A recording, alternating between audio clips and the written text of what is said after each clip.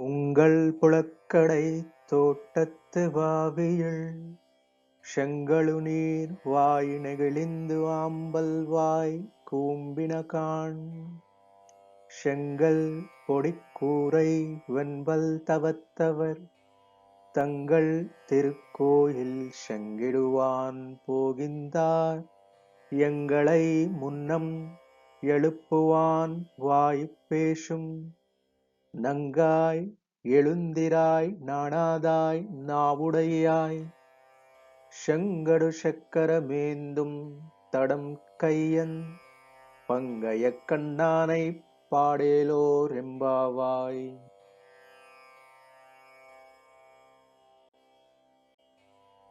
ప్రాతకాలమందు స్నానమాచరించుటకు గోపికలందరినీ మేలుకొలుపుతానని పలికి మరీ నిద్రపోవుచున్న ఒక గోపికను ఇక్కడ మేల్కొలుపుచున్నారు. ఈ గోపిక ఊరివారినందరూ ఒకత్రాటిపై నడపగల శక్తి కలిగినటువంటి ఒక పరిపూర్ణురాలు, ఒక నాయకురాలు.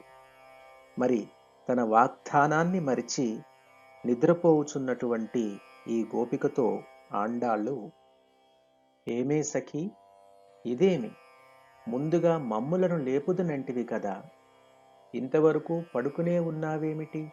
లెమ్ము, తెల్లవారిపోయినది చూడు.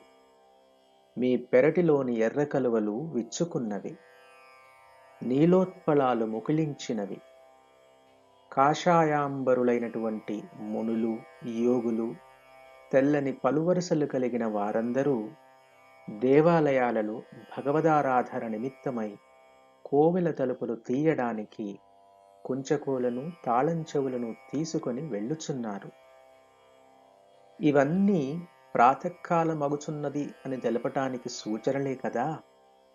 నీవు చేసిన వాగ్దానాన్ని మరిచితివా? ఇకనైనా లేచిరమ్ము. వాగ్దానాన్ని మరిచిన సిగ్గులేనిదానా, లేవమ్మా. శ్రీ శంఖచక్రములచే విరాజిల్లుచున్న విశాల సుందర భుజములు కలవానిని, పంకజాక్షుని ఆ శ్రీకృష్ణుని గుణగణములను మధురమైన స్వరమున కీర్తించవలను. మేము నీతో కలిసి ఆ విధంగా పాడెదము. ఇట్లు గోష్ఠిగా సంకీర్తనము చేసిన మన వ్రతము ఫలించగలదు. కావున వెంటనే మేల్కొనుమమ్మా అని గోదాదేవి గోపికను లేపుచున్నది.